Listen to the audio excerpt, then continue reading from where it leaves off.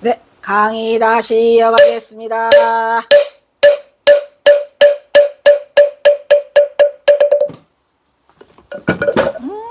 한 사람 대하는 것 길이 보존하세. 이제 10일 김현수도 얼굴에는 귀신의 얼굴이고 짐승의 머리를 탈을 쓰고 있다. 탈바가지 쓰고 있는 거예요. 탈바가지.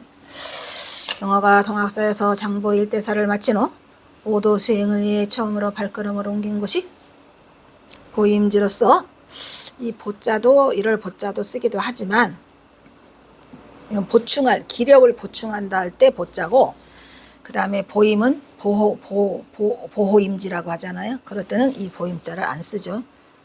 바꿀까 말까. 에이 몰라. 보임지로서 천장함을 향해 걸음을 옮긴다. 하남은 이렇게 전한다. 다음에 경진년 봄에 연암산의 천장함에 오셔 머무르셨으니 형이 되는 태허 선사가 그곳에서 모친을 모시고 있었기 때문이다. 경화가 범어사에서 편찬한 선문 차례의 1968년 간행본 설봉, 이 설봉도 경선사의 그 또 다른 호예요. 환봉, 설봉, 운봉이 있었죠. 그죠? 설봉, 항몽 선사, 현토, 신간본. 이거 하나 어디 있으면 보고 싶네. 행정에는 경화가 천장암으로 간 것은 자모를 시봉코자라고 언급되어 있다 합니다. 이 책에 근데 이거 맞을까요? 안 맞을까요? 자모를 시봉코자. 여기서 자모는 경화선사의 어머니 박처사지, 아니 밀양박씨지요. 물론 이때 경화선사 어머니도 거기 와 계셨고, 또 여동생, 시집 안 간 여동생 있잖아요. 전봉준 장군 밑에 여동생 또 있었고, 태허 스님도 있었고, 모처럼 가족이 다 모였어요 거기에. 그러니까 좋아요 안 좋아요? 근데 경화선사는 뭐 자모를 시봉코자 해서 일부러 천장암을 간 게 아니라, 깨달음 이후 갈 곳이 없어도 나는 가야지 해가지고 갈 곳을 찾느라고 그 경화선사가 그 대도를 성취하신 동학사 초실방에서 빈둥빈둥 뒹굴고 있어요. 그러니까 그냥 만화스님이 어디 갔다가 돌아오셔가지고 그냥 발길로 팍팍 차면서 너는 왜 응? 스승이 지나가는데도 안 일어나냐? 라고 하면서 그냥 발로 팍팍 했잖아요. 그런데 일부러 자본을 심어놓고자 간 게 아니고, 찾다 보니까 그 하늘이 감춘 절 천장함에서 경화선사가 1879년 11월 15일 날 대도를 하셨는데 1880년 1월 15일자로 발령을 받아요. 누가? 태허 스님이 천장함 주지로. 대박인가요? 대박. 그래서 경화선사가 하늘이 감춘 절 천장함으로 이동을 하게 되면서 거기에 마침 경화선사가 보임을 잘 할 수 있도록 가족들을 한데 모아주셔요. 하늘의 뜻이야? 응, 하늘의 뜻이 오냐? 그래가지고 여동생, 어머니, 큰형 이렇게가 한꺼번에 모여서 간 거라. 자모로 시봉코자는 조금 어폐가 있는 말이죠. 일부러 가신 건 아닌가. 아들 둘이 출가 수도를 하게 된 경우에 늙은 어머니는 의지처가 마땅치 않는 거로 진즉부터 태허와 함께 절을 따라다니며 지냈던 것으로 보여요. 그러니까 그 태허가 천장함으로 오기 이전에 이미 마곡사로 출가하셨잖아요. 그 마곡사에도 계셨어요. 이 어머니를 모시고 계셨다는 얘기죠. 마곡사 어디? 대원암. 예. 그래서 경화선사가 대원암을 아주 자주 드나들게 되고, 이 대원암에서 이 태허선사가 어머니를 모시고 계셨어요. 또 대원암 옆에 토굴암 있죠? 토굴암에서는 만공스님이 1차 오도야 2차 오도야, 그냥 2차 오도라고 해주죠. 뭐 1차는 본곡사니까. 본곡사에서 종소리를 듣고 이런 상을 만났죠. 네. 그래서 해놨던 것으로 보인다. 경화는 청거사에서 어머니와 헤어진 거 1857년에 헤어져 갖고 23년 만에 1880년에 만나니까 딱 23년인가요? 1857년 플러스 20년을 했죠. 30년? 23년 만에 그리운 어머니와 헤어하게 된다. 1880년 1월 15일 경호는 이제 32세가 됐어요. 대장보 일대 사를 끝마친 각자 경호가 택한 곳은 충청남도 서산군 고봉면 장월이 그 이름도 유명한 1번지 연암산 천장암이 됩니다. 여기서 달바가지 사건이 일어났더라 이런 얘기죠. 지금 우리가 뭐랬어요? 제목이 뭐였죠? 귀면? 뭐지? 아까 아니. 귀면 수두? 귀면 수두.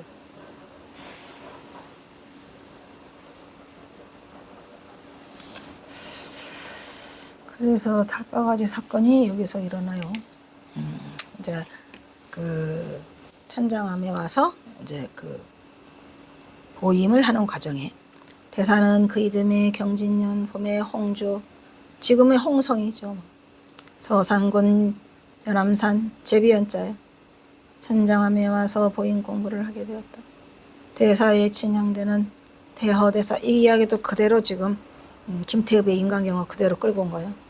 마곡사 가서 중이 되어 가지고 있다가 이곳에 와서 그 부친을 모시고 된 관계와 또한 대사의 매씨는 어린 여동생 3살 차이 또 이곳에 와서 있는 관계로 여러 가족이 한데로 모여서 이 천장암서 지내게 되었다. 그런데 대사는 이곳에 와서부터 여러 가지 문도며 선객들과 함께 선지를 가리키며 선에 대한 보인 공부를 한다고 하면서 하루 어느 날에는 뒷방에서 무슨 이상스러운 것을 만들고 있었다. 이것도 조금 앞뒤가 안 맞는 거는 경호선사가 처음부터 와가지고 문도들과 선객들과 선지를 가르치지 않았죠. 왜냐면 1년 반 동안 보임을 하셨잖아요. 아무도 안 만나요. 그런데 이제 여기는 이제 또 김태읍 스님이 와서 주워 들은 얘기를 가지고 앞뒤가 맞지 않는 얘기를 쓰고 계신다는 걸 알 수 있죠. 그 사이에 이상스러운 짓을 하고 있었다는 것은 그게 바로 탈바가지 만드는 사건이에요. 여러 사람은 생각하되 무엇을 저렇게 궁상스럽게 만들고 있는 거였을 뿐이다. 구태여 알아보려고도 안 했다. 그런데 바로 어느 10월 보름날 아침에 딱 조속으로 불전에서 분양 배례의 동행을 하던 부전 알죠? 부전 중에 새벽 3시인가 4시에 일어나서 평상 하던 대로 그런 거죠. 새벽에 불의 거행을 하려고 어스름한 등잔 밑에서 어른거리면서 아랫목을 내려다보다가 이상한 존재를 발견해서 이상한 존재를 발견하고 그만 악 소리를 치고 뒤로 나다빠졌다. 그래서 방내에서 여러 사람이 천장암에 임법당을 말하는 거예요. 임법당이 그냥 경호선사 그 원성문 방보다는 조금 크지만 그것도 별로 크지도 않아요. 그래도 거기서 여러 명이 기거를 하면서 주무신 것 같아요. 그러니까 임법당이죠. 미처 일어나지 못하던 사람들은 어찌된 영문도 모르고 다 같이 악소리를 내면서 일어났어요. 웬 소린가 하고 보니까 경호선사가 탈바가지를 쓰고 있었겠죠. 그리하여 무슨 맹수나 들어온 줄 알고 모두 밖으로 뛰어나가려고 하였다. 그래서 그들은 밖에 나가서 서로 무엇 때문에 놀래서 나가는가를 보았다. 모르는 이상한 게 있어 물체가. 그러나 서로들을 모른다고 했다. 그래서 서로들 용기를 내어가지고 하고 기침소리를 하면서 큰방으로, 이 큰방이 임법당이죠. 본즉 아랫목에 어떤 귀면수두와 같은 이상한 존재가 아무 말 없이 앉아 있었다. 여러 사람은 또다시 놀랬다.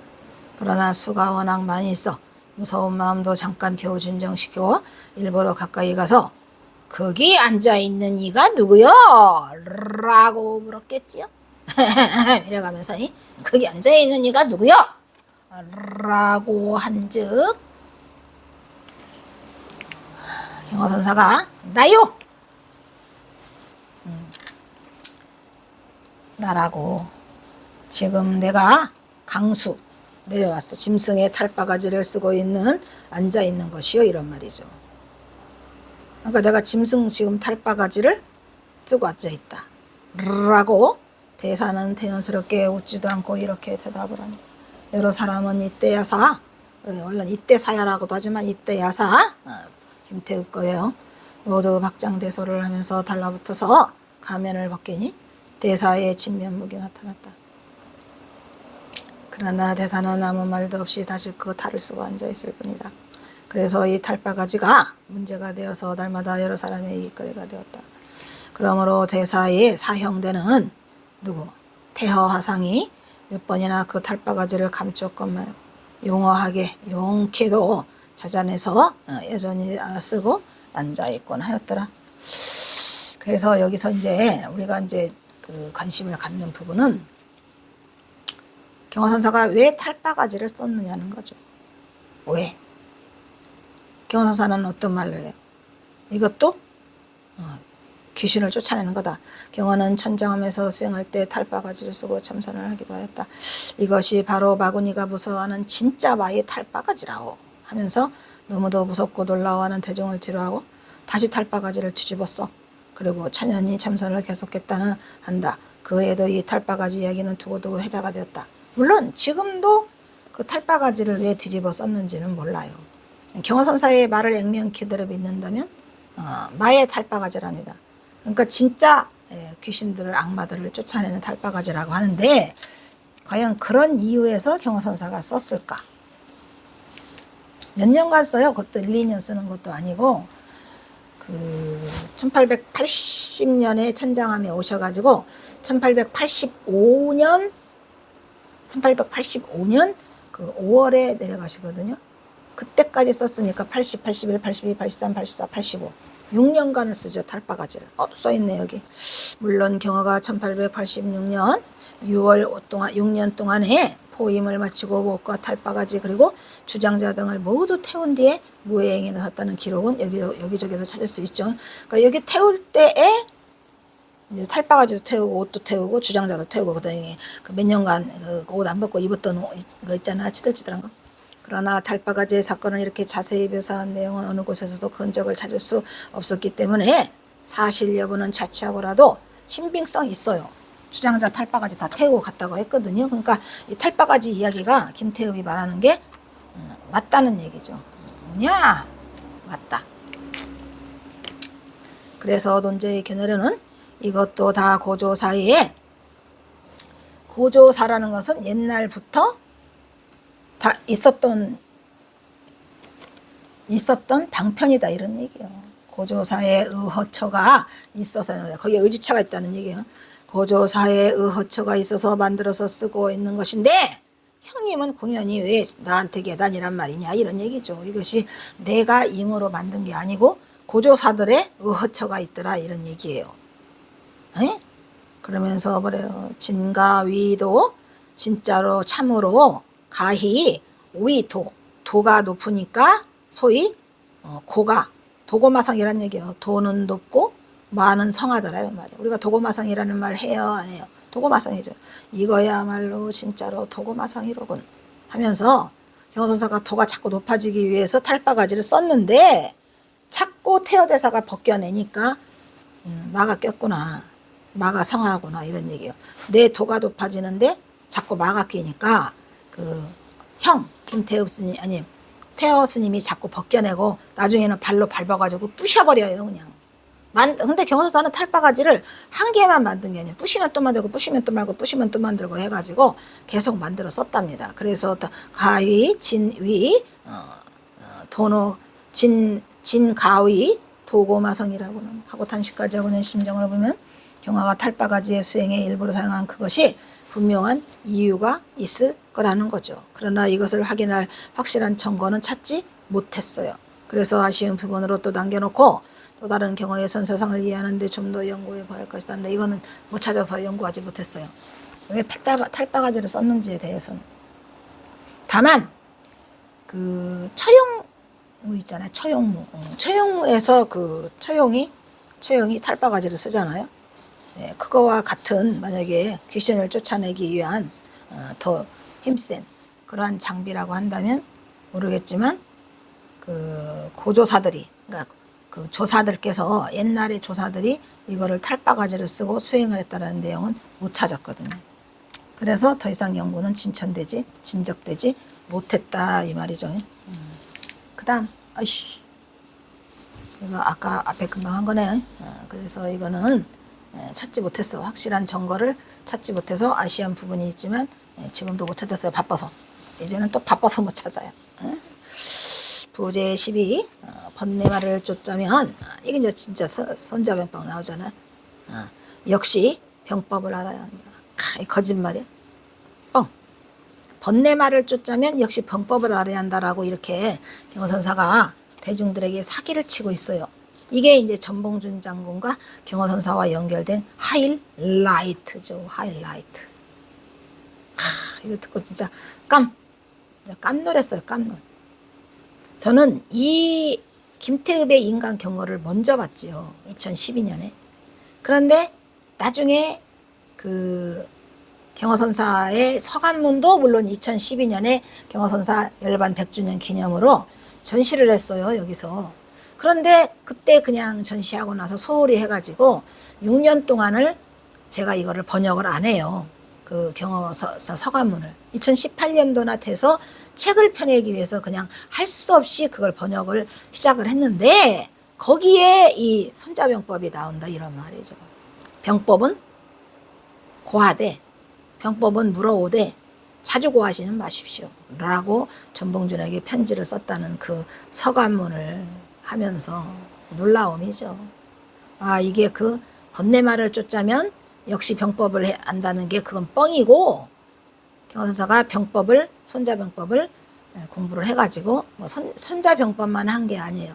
뭐 제갈량의 뭐 진치는 법 이런 것도 알아가지고 전봉준한테 끊임없이 보낸 거예요. 그러니까 이 경허선사와 전봉준은 굉장한 밀접한 관계를 유지하고 있었으면서도 이 경허선사는 엄청난 슬픔을 간직하고 살아야 했죠. 경허가 항상 병서 보기를 좋아했었다. 이게 웬 엉뚱 깽뚱맞은 소리냐 이런 이야기는 사실은 금시초문이죠. 네. 김태입의 이거 인간 경허에서만 나오고 다른 데서는 안 나와요. 이런 이야기는 처음 접하는 내용으로 여기에서만 보인다. 다만 현담의 저서에서 짧게 언급된 부분이 있을 뿐이다. 물론 경허집을 비롯한 그 어떤 경허 관련 서적에서도 찾지 못했다. 역시 김태읍의 몇 년간에 걸친 자료 수집은 왜 능력이 돋보이는 부분이 바로 이거더라 이런 얘기죠. 왜냐하면 손자병법 봤다는 얘기는 또 어디서 들으셨는지. 대사는 이때부터 한 기행이 있었으니 항상 병서 보기를 좋아했던 것이다. 그래서 제갈공명의 병서, 제갈공명 알지? 그 다음에 장량의 병서, 제갈공명 병서, 손자병법 진치는 법 이런 거. 장량의 병서이니 하는 진치는 법과 그 다음에 경허선사가 많이 써먹은 뭐 원래 이 작전이라고 하는 것은 제일 중요한 게 뭐예요? 진치는 법과 습격하는 거죠. 진치는 법과 습격하는 법 같은 육도 삼약에 나오는 병수를 연구하였던 것이다 이런 얘기죠. 육도 삼약에 막 그림으로 막 해서 공략집이 막 3가지 종류로 해서 막 나오잖아요. 거기에 대해서 경허선사가 쫙 펴놓고 항상 공부를 했다고 합니다. 병수를 연구하였던 것이다. 그래서 지나가다가 어떤 그 제자가 묻기를 스님은 전쟁에를 나가시렵니까? 전쟁 나가시겠어요? 아니 정작 하실 공부는 아니하시고 왜 밤낮으로 병서만 들여다보고 계십니까? 어떤 제자가 이와 같이 물었다. 그러한즉 대사는 이게 공부야 이게 바로 큰 공부거든. 번뇌말을 쫓자면 역시 뭐를 알아야 돼? 병법을 알아야 하지 않는가 이 말이야. 이렇게 대답하고 병서도 선공부의 일조가 됨을 말하였다. 근데 사실 제가 이걸 처음 접했을 때도 선공부 병법이 들어간다고? 나도 한번 병법을 볼까? 그래가지고 실제로 저도 병법을 다 봤어요. 근데 병법을 그냥 봐봐요. 뭔 선이 거기에 있나? 라고 생각을 했는데 이거는 이제 경허선사가 뻥친 거죠. 사람들한테. 위장술. 왜냐하면 뭐 기껏 해봤자 이거를 해봤자 뭐 어디서 어느 제자들이 있는 그런 절에서 했는지는 모르겠지만 어쨌든 천장함에서 했던 뭐 어디서 했던 제자들이 있는 가운데 이 병서를 펼쳐놓고 했던 것 같아요. 그러니까 아이 스님 뭐 전쟁터 나가세요? 아이 스님 공부는 안 하고 왜 맨날 이 병법만 보기를 좋아하세요? 라고 하니까 경허선사가 뭐라고 해요? 다 공부거든 이게. 무슨 공부? 번뇌말을 쫓는 공부다 이런 얘기요. 설마 이게 선이야라고는 못했던 것 같아. 선이라고 하면 탈락. 이건 선은 아니고 선수행 들어가기 전에 번뇌가 많이 들끓잖아요. 그래서 그 번뇌말을 쫓는데 아주 최고더라고.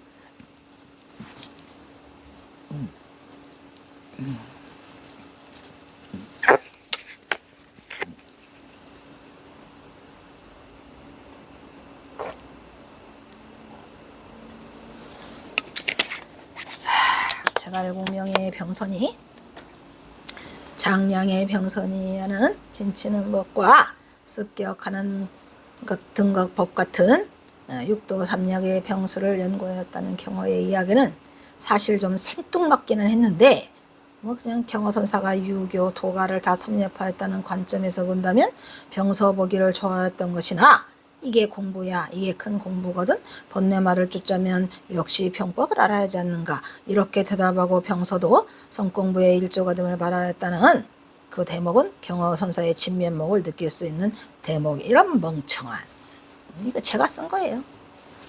속았죠, 뭐. 깜빡.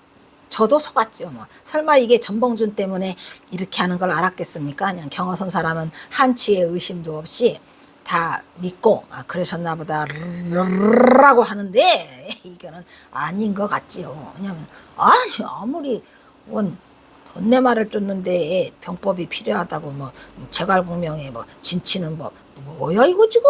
에이, 말이 안 돼요? 말이 안 됐죠. 다 속았죠. 그런데 나중에 그 서간문에다가 전봉준한테 보낼 때는 병법은 물어보되 자주 구하지 마, 힘들어라 라고 쓴 거를 보면 정말로 이건 대단한 김태읍이었어요. 그 다음에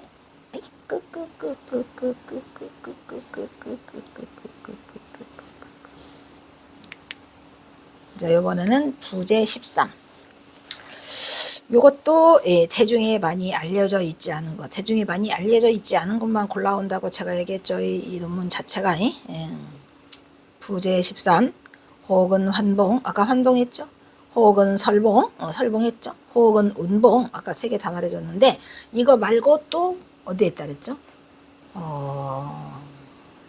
해남 대흥사에서는 뭘로? 만파. 만파. 파도 만파. 만파. 얼마나 이 경어선사의 운명이 파란만장했으면, 파란만장 줄여서 만파.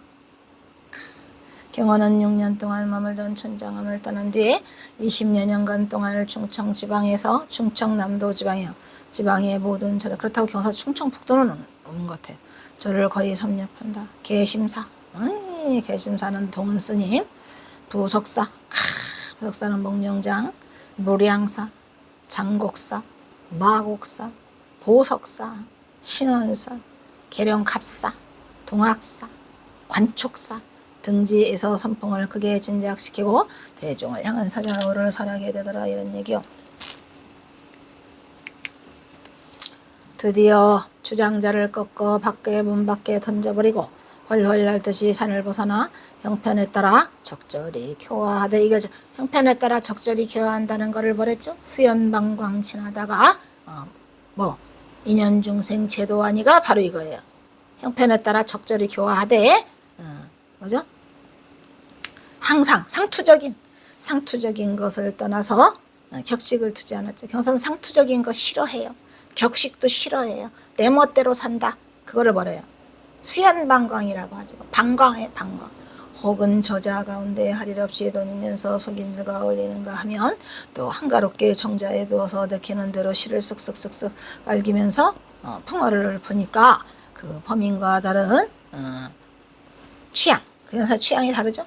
남들은 흉내는커녕 짐작하기조차 어려웠더라. 그래서 경어선사가 자기의 취향대로 살면서 자기 취향에 맞는 그 글을 모은 걸 우리가 뭐라 그래요? 귀치자기 하잖아요. 귀치자기. 그래서 귀치자기가 경어선사 취향에 돌아가는 길이라 해가지고 취향으로 돌아가는, 자기의 취향으로 돌아가는 길을 귀치자기더라, 이런 얘기죠.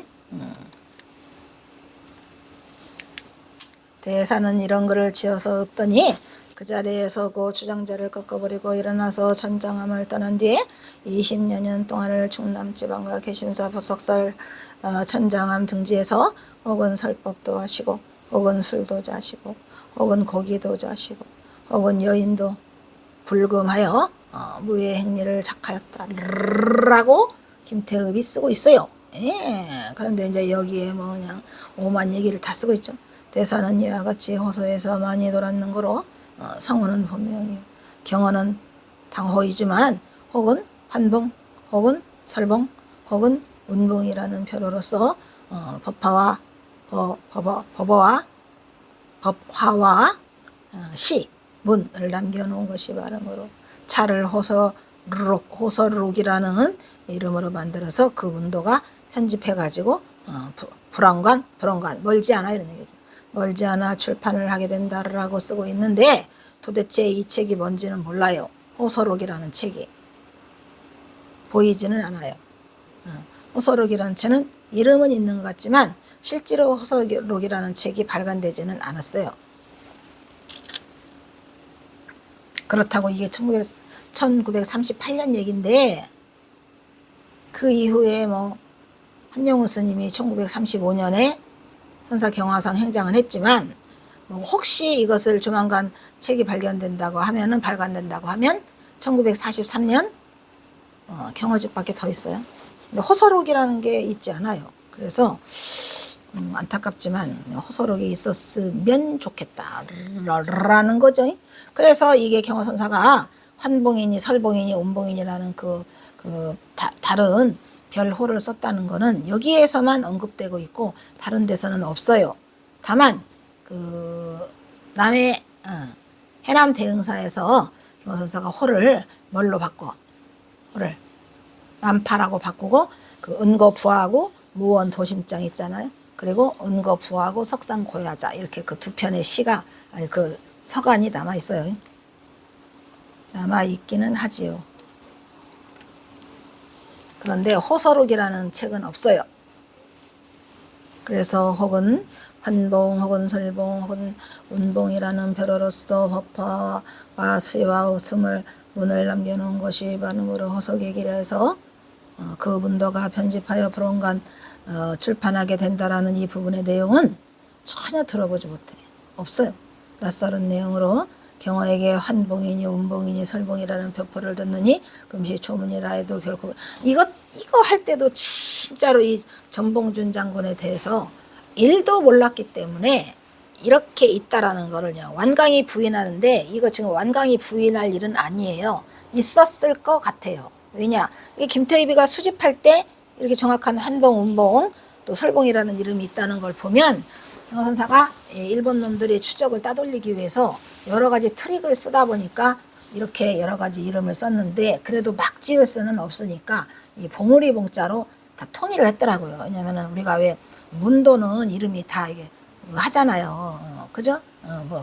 종상이 종후 또 뭐요 이게 할 때에 이제 그 종자 돌림으로 쭉 내려가기도 하더라고요. 그렇게 하고 월산이 법산이 먼산이 하는 것도 또 쭉 내려가기도 하죠. 그래서 이제 우리로 말하면 돌림자라고 하잖아요. 그래서 이렇게 운봉이 설봉이 운봉이 설봉이 환봉이라고 하는 이유가 그 제자 문도들로 함으로써 1인 3역을 했거나 여러 가지로 이게 트릭을 쓰고 있다는 것을 알 수 있고 이런 벼로가 경어선사가 스스로 만들어낸 거다 이런 얘기죠.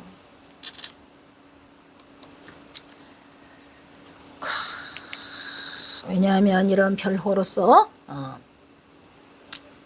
법화와 시와 문을 남겨놓은 것이 많다면 정말 행운이라 아니할 수 없지만 안타깝게도 이런 내용으로 쓴 거는 단 한 수도 없어요.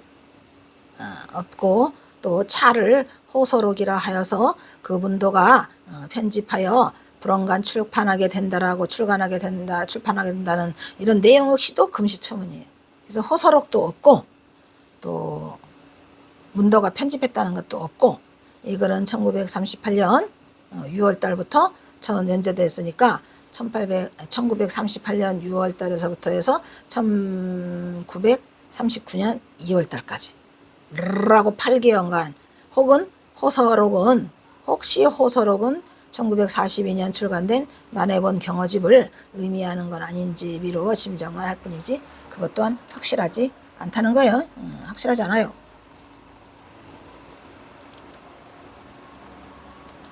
그 다음에 또 다른 거로 넘어가네. 넘어가야 돼, 말해야 돼. 14무 무의 행리. 이 경선사의 무의 행리에 대해서는 여러 가지가 많이 있지만 여기서 김태읍이 언급한 걸 보면 빨리 걷게 하는 농새. 이름도 참 빨리 걷게 하는 농새라고 하는 걸 보면 세상을 희롱하면서 걸음을 빨리 걷게 한다니까 분명히 그 물동이인 안악내와 뽀뽀를 해가지고 이놈 잡아라 저놈 잡아라 할 때에 그냥 걸음하다 살려고 하고 도망가는 것을 농새, 세상을 희롱한다 이런 말이죠. 그런 이야기 같아요. 빨리 걷게 하는 농새의 제목을 달고 있는 이 이야기 또한 회자되는 일화로 다리가 아프다고 투덜대는 어린 방공을 물동이를 진 새악시벌에 그렇죠. 뽀뽀를 하여 곡괭이를 들고 뒤쫓아오는 일당들을 피해서 죽도록 내패는 이 이야기다. 또한 소개되고 있는 쌀자루라는 내용도 뭐예요? 쌀자루 똑같죠. 그것도 이제 경선사 그 망공이 쌀자루에서 시주 받아오다가 그냥 뽀뽀하는 바람에 뛰는 거죠. 쌀자루라는 제목의 일화도 망공과 얽힌 일화로 그 내용이 빨리 걷게 하는 동새와 매우 흡사하다. 하지만 아래의 내용은 상황 연출이 약간 다를 뿐이고 경어의 전용의 대기설법이죠. 뭐 누구를 위한 대기설법이었죠? 망공을 위한 대기설법이죠. 장광설을 펼치고 있는데 망공 스님이 그냥 다리 아프다고 충을대니까 그냥 그래 내가 축지법 일러줄게 라고 해서 그냥 걸음하다 살려라 대 빼는 바람에 망공 스님이 목숨을 보존하기 위해서 뭐를 해요? 죽었는지 살았는지 모르게 그냥 대빠 뛰어? 그래서 참으로 이건 일체유심조라구나라는 것을 알게 만들어줘, 스스로 알게 만들어주는 그러한 내용이 되겠습니다.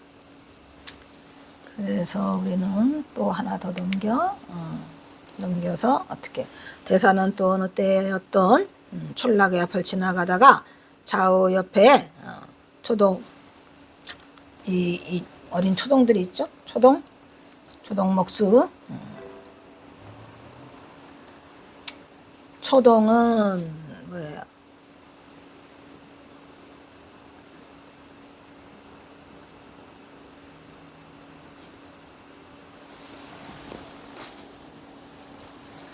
초동은 나무하고 목수는 길을 그래서 어린 초동들과 목동들이죠.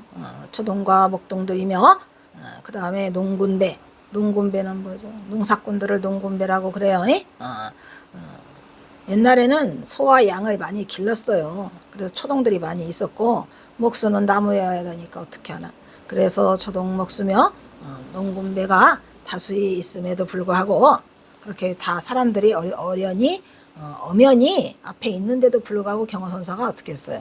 어떤 어여쁜 소부, 결혼한 여인이네. 소부가 동해에 물을 길어서서 이고 가는 것을 보고 다짜고짜 가까이 가서 그 소부를 들여다보며 어린 그 새댁이죠. 새댁을 소부라는 것은 새댁을 말하는 거예요. 그거 참 예쁘게 생겼네요. 어느 년이 저런 것을 난 이렇게 지금 어느 년이라고 이렇게 과감하게 쓰면서 저런 것을 난 이렇게 경호사가 과연 말을 했을까 라는 부분에 있어서 이 김태읍 스님이 너무 잘못됐다는 거죠. 앞뒤 분별 없이 이렇게 써버리고 나면 마치 경호선사가 한 것 같잖아요. 근데 경호선사가 이렇게 말했다? 이거는 천부당 한 것 같아요.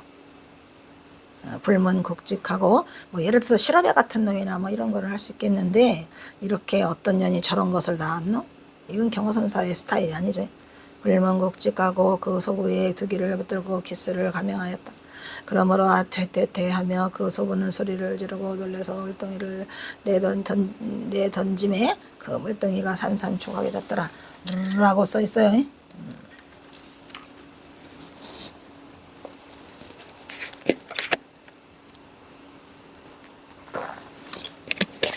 이것을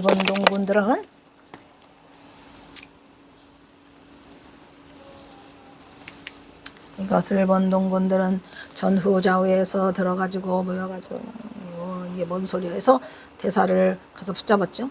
땅에 엎어뜨려 놓고 죽어라 하며 괭이자리로 떼고 발길로 차고 하여 사경에 이르도록 폭행을 하였더라 이런 얘기죠. 이게 조금 다른 얘기죠. 그죠? 망공 스님하고는 가다가 다리 아프다 그러니까 뽑혀서 도망갔잖아요. 근데 이거는 경호사 스스로가 들어가가지고 농군배들이랑 초림목동들이 다 있는데도 뽀뽀를 했다 이런 얘기예요. 그러니까 죽으려고 일부러, 이게 상매라는 거죠. 이게 상매. 일부러 또 맞으려고 상매를 벌려고 했다 이런 얘기예요. 그러나 대사는 조금 더 반항도 아니하고 죽은 듯이 고스란히 엎어져서 여러 사람의 모진매를 다 맞고 있었다. 요게 이제 아마 전봉준 장군 동학농민 일어나고 하지 않았을까. 자기 자신의 울분을, 분함을, 속상함을 실컷 두드려 봤자. 그런데 여러 사람들은 얼마를 때렸던지 기운이 힘껏 달리고 때리고 치다가 보니 대사가 쿠르르 쿠르르 하며 얘네들은 이 몰입애들은 막 경호선사를 죽일 놈 살릴 놈 해가지고 엎어놓고 그냥 등짝을 때리고 괭이질로 하고 도끼질하고 발로 차고 때리는데 보니까 우리 경호선사는 뭐하고 있었어요. 대단해요. 대단한. 쿠르르 가라랑 이러면서 인사불성에 빠져서 잠을 자고 있더라 이 말이야. 그러니까 니네가 때리라면 때리고 말라면 말아라 나는 자야 되겠다 라고 해가지고 전혀 다른 세계의 모습을 보여주는 위대한 성인의 모습이죠. 이게 중도 아니겠습니까?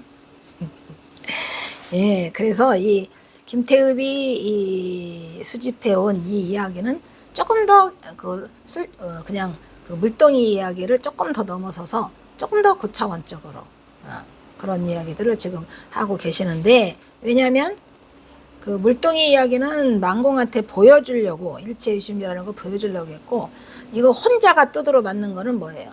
자기가 자발로 저벅저벅 기어 들어가서 하는 상매죠.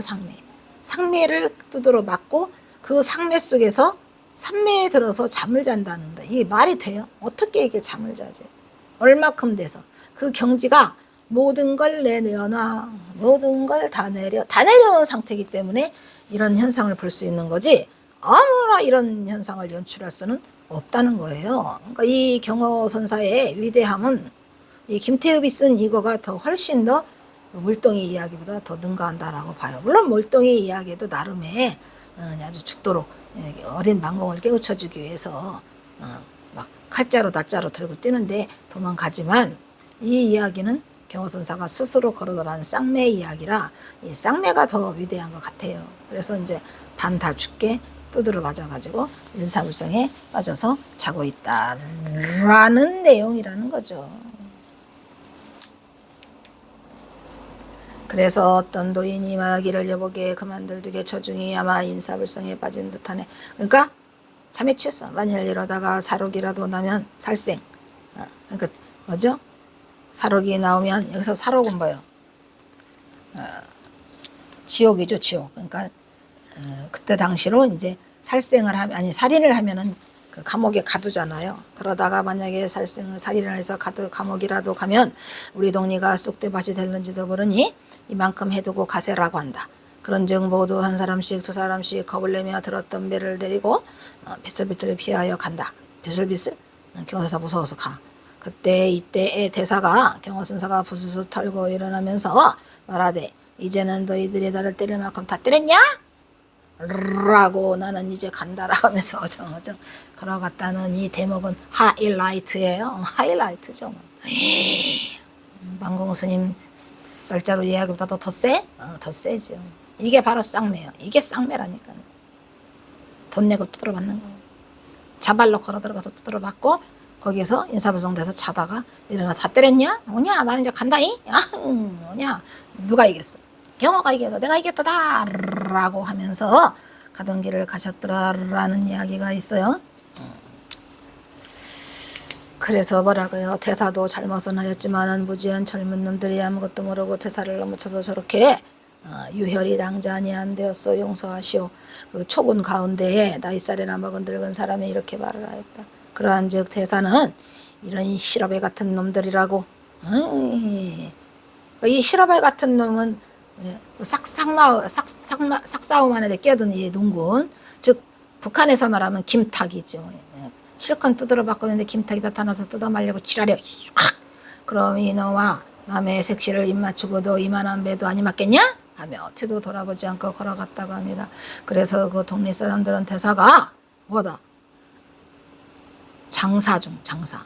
천하장사란 얘기죠. 그렇게 두드려 맞고도 그냥 저벅저벅 하니까 하고 기가 막혀서 대사에 가는 것만을 보고 서 있었다. 이것은 무타라. 대사에 걸림이 없는 무의 행리에서 나온 것이다. 이런 말이에요. 그래서 이 경어선사의 무의 행리에 대한 하이라이트가 지금 이거 쌍매의 이야기가 됐어요.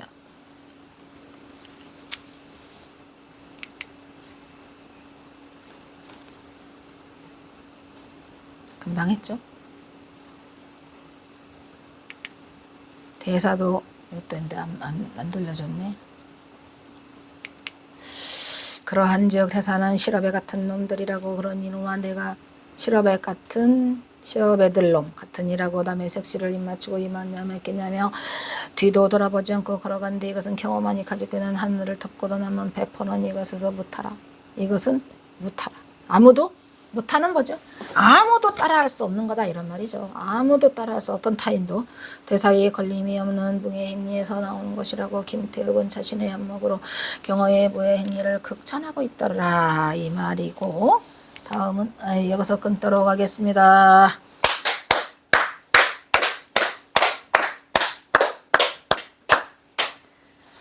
아휴 나 너무 졸리는데 어떡하나.